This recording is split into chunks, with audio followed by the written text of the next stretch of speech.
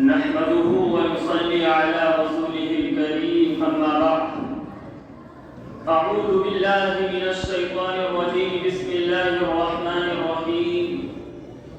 إنك لعلى خلق عظيم صدق الله العظيم ہو لاکھوں سلام اس آقا پر دل لاکھوں جس نے جوڑ دیے ہو لاکھوں سلام اس آقا پر دل لاکھوں جس نے جوڑ دیے دنیا کو دیا پیغام سکون انسانوں کے رخ موڑ دیے معزز اساتذہ کرام و مہمانان عزام اور عزیز ساتھیوں آج میں آپ حضرات کے روبرو اس جلیل القدر عظیم المرتبت رفیع الشان ہستی کے تذکرے کی سعادت حاصل کرنے جا رہا ہوں جو ایک طرف تاریخ انسانی کا سب سے بڑا ہمدرد سب سے زیادہ غمخوار تھا تو دوسری طرف تاریخ ظلم و جور کا سب سے زیادہ مظلوم و مغلوب بھی ہے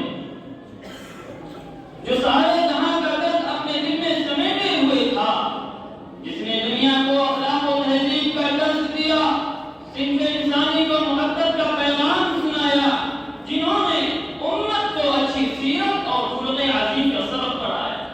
لیکن میرے دوستوں مجھے کچھ سمجھ میں نہیں آتا اس مختصر سے وقت میں آپ صلی اللہ علیہ وسلم کے کن کن اخلاق حسنہ کی جھلک دکھلاؤں خدا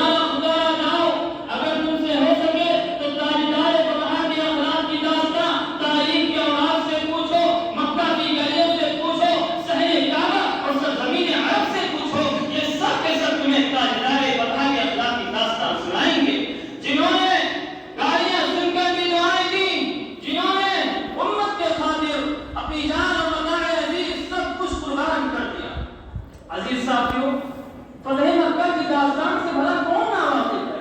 اس دن جانی دشمنوں کے ساتھ پیغمبر کے برتاؤ ان کے اخلاق کریمانہ کو کون نہیں جانتا جب مسلسل 20 سال تک مصیبت جھیلنے کے بعد سنہ ہجری میں مکہ فتح ہوا تمام مجرمین قریش صحن کعبہ میں بیٹھے ہوئے تھے ان میں وہ بھی تھے جنہوں نے آپ کے عزیزوں کا نام خون بہایا تھا ان کے قلب و جگر کے ٹکڑے ٹکڑے کیے تھے جنہوں نے آپ صلی اللہ علیہ وسلم پر نجاستیں ڈالی تھی آپ پر پتھر برسائے تھے آپ کے راہوں میں کانٹے بچھائے تھے ہر ایک کو ماضی میں کی شرارتیں یاد آ رہی تھی اور آپ کے پیچھے 10,000 خونہ شان تلواریں ایک اشارے کی منتظر تھی جب قدم زبانیں مبارک کھلتی ہے سوال ہوتا ہے قریش بتاؤ آج میں تمہارے ساتھ کیا سلوک کروں جب ایک پاس بھی جواب ملتا ہے محمد تو ہمارا شریف بھتیجا ہے صلی اللہ علیہ وسلم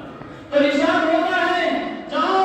آج میں تم سے وہی کہتا ہوں جو حضرت یوسف علیہ السلام نے اپنے بھائیوں سے کہا تھا جاؤ تمام اہل مکہ سے کہہ دو کہ آپ میاں بیدار عبداللہ کا در یتیم انسانیت کو قتال کی بھٹی میں جھونکنے کے لیے نہیں آیا ہے جاؤ مکہ کی ماؤں سے کہہ دو کہ آج کے بعد تمہاری منزل کو داغدار نہیں کیا جائے گا مکہ کے بچوں سے کہہ دو کہ آج کے بعد تمہیں دن نہیں بنایا جائے گا مکہ کی بیٹیوں سے کہہ دو کہ آج کے بعد تمہاری عزت و آبرو کو داغدار نہیں کیا جائے گا جاؤ تم سب کے سب آزاد ہو آج منافق کا اعلان ہے جو خانے کعبہ میں داخل ہو اس کو بھی امن ہے جو دار سفیان میں داخل ہو اس کو بھی امن ہے جو گھر پر دروازہ بند کر لے اس کو بھی امن ہے میرے دوستو یہ ہے میرے نبی کی اخلاق سیرت گلشن جامعہ کے مشروفتہ پھولوں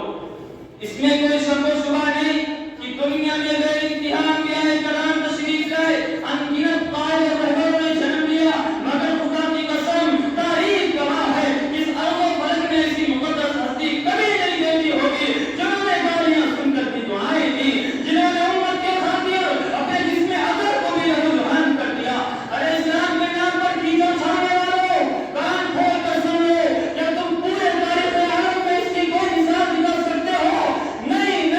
ہرگز نہیں اگر تم میں ضرورت ہے تو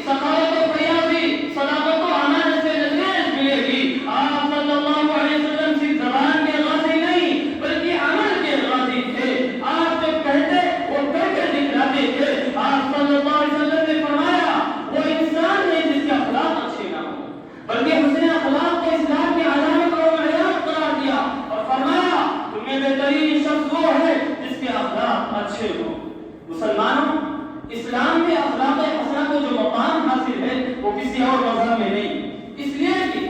اخلاق میں نسخہ کیمیا ہے جو دشمن کو دوست بنا دیتا ہے، جو نفرت کو ختم کرتا محبت پیدا کر دیتا ہے، جو حسد کو دور کرتا ہے اور الفت پیدا کر دیتا ہے۔ محترم حضرات، یہی وہ حسن اخلاق تھے جس کی وجہ سے دیکھتے ہی دیکھتے سارا عالم مذہب اسلام کا اسیر ہو گیا۔ جو بھی حضور کی خدمت میں آتا آج کا دیدہ اور عاشق ہو جاتا۔ ذرا تاریخ اسلام کے مفاقتے کو فضالہ بن عمیر حضور کا جانی دشمن تھا، لیکن اخلاق عالیہ سے متاثر ہو کر اسلام کا دیدہ ہو گیا۔ نجد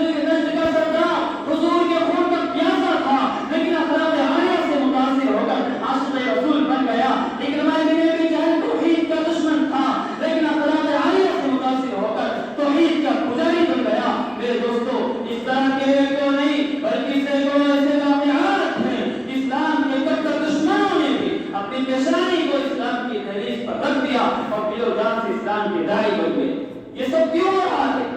یہ اس لیے ہو رہا ہے کہ رب ذوالجلال نے اپنے محبوب کو اعلیٰ اخلاق پر مبعوث فرمایا تھا۔ خدا صلی اللہ علیہ وسلم نے فرمایا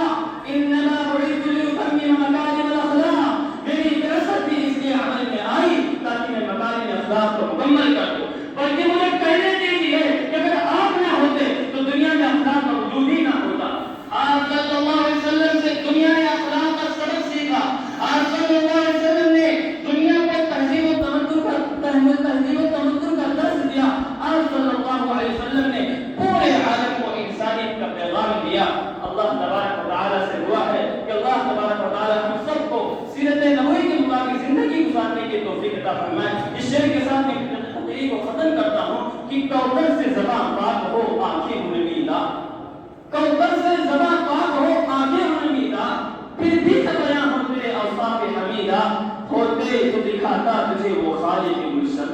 ہوتے تو دکھاتا تجھے وہ خالق گلشن، گلشن میں کھلا ہی نہیں تجھ جیسا گل چیدہ۔ وآخر دعوانا ان الحمد للہ رب العالمین۔ ماشاء اللہ۔